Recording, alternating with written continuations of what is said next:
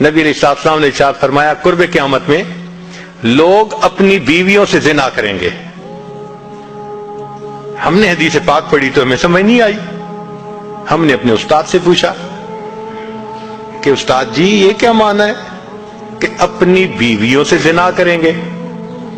تو انہوں نے فرمایا ہاں اس کی کئی صورتیں ہیں. ایک صورت تو اس کی یہ ہے کہ مرد یا عورت کوئی کفریہ بول دے اور نکاح ٹوٹ جائے اور ان کو اس کا پتہ ہی نہیں کہ نکاح ٹوٹا یا نہیں. اور واقعی آج تو کفریہ کلمات کا علم ہی نہیں لوگوں کے پاس. بہت سینسیٹیو مسئلہ ہے یہ. مالا بدہ من میں فارسی کی کتاب ہے, ہم مفتی صاحب سے پڑھ رہے تھے, تو جب انہوں نے کلمات کفر پڑھائے تو ہماری آنکھیں کھل گئیں. اس میں حضرت مفتی کفایت اللہ رحمۃ اللہ علیہ نے لکھا ہے, نہ مفتی قاضی ثناء اللہ پانی پتی رحمۃ اللہ علیہ نے لکھا ہے کہ اگر دو بندے گفتگو کر رہے تھے, ایک نے کہا کہ یہ تو شریعت کی بات ہے اور اگلے نے جواب دیا رکھ پرے شریعت کو فقد کفر, وہ آدمی کافر ہو گیا.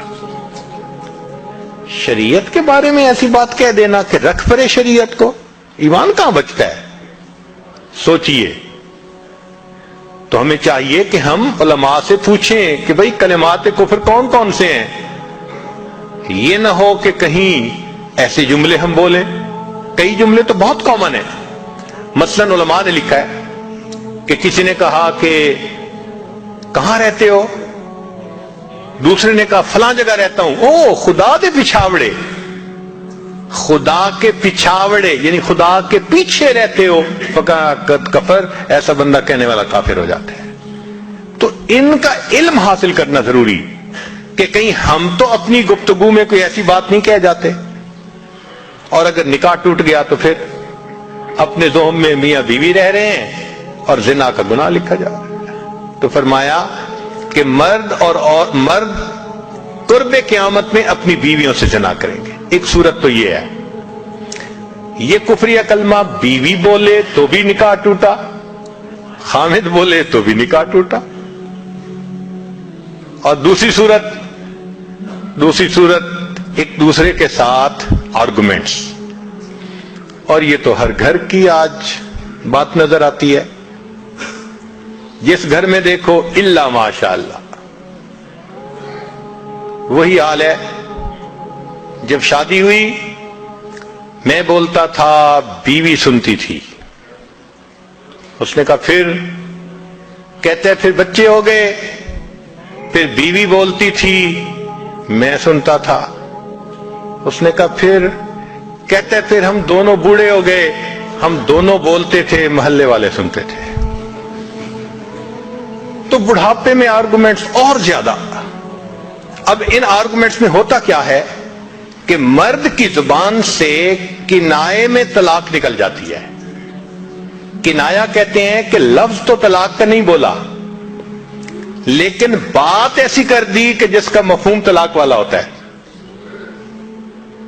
اس کو کنائے میں طلاق کہتے ہیں. اب یہ گناہ بہت زیادہ ہے کہ غصے میں کہہ دیتے ہیں چلی جا, مجھے تیری کوئی ضرورت نہیں آج کے بعد.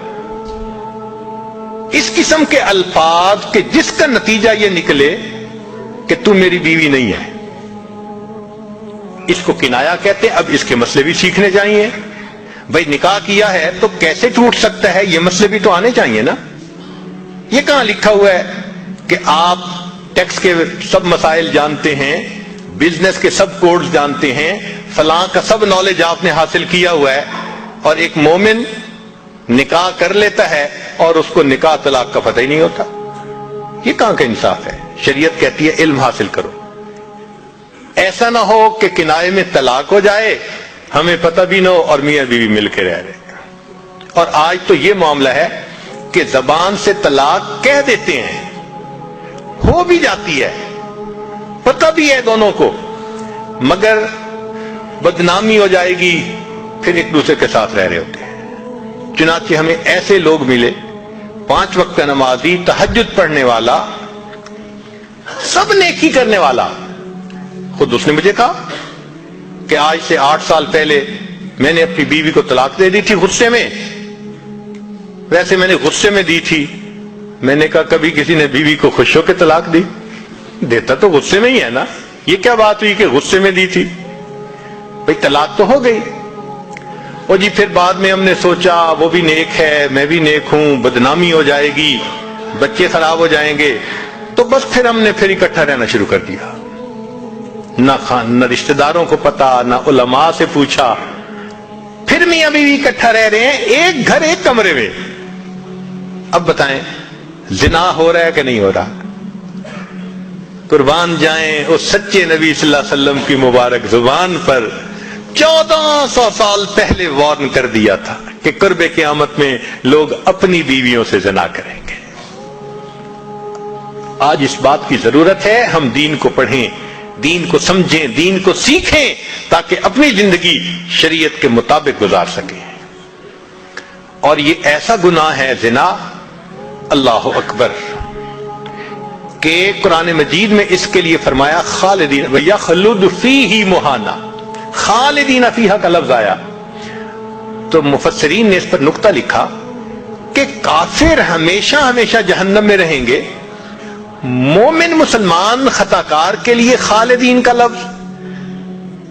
تو مفسرین نے اس کا جواب دیا جی ہاں, یہ آپس میں انوالو تھے نا, تو کہتے تھے ہم کبھی ایک دوسرے کو نہیں چھوڑیں گے, ہم کبھی نہیں چھوڑیں گے ایک دوسرے کو. یہ جو وعدے کرتے تھے ہم کبھی ایک دوسرے کو نہیں چھوڑیں گے, ہمیشہ ساتھ رہیں گے, اللہ فرماتے ہیں میں بھی تمہیں پھر ہمیشہ ہمیشہ کا عذاب دوں گا. ایک حدیث پاک میں ہے قیامت کے دن اللہ تعالیٰ کے سامنے بوڑھا زانی آئے گا, اللہ تعالیٰ اس کے چہرے کی طرف نہیں دیکھیں گے. ایک روایت میں ہے قیامت کے دن بے پردہ جو ننگے سر پھرنے والی عورت ہوگی وہ اللہ کے سامنے کھڑی کی جائے گی, اللہ تعالیٰ اس کی طرف نہیں دیکھیں گے. یہ وہ گناہ ہے کہ اللہ تعالیٰ کی رحمت کی نظر ہی قیامت کے دن نہیں پڑے گی. آج اس سے بچنے کی ضرورت ہے.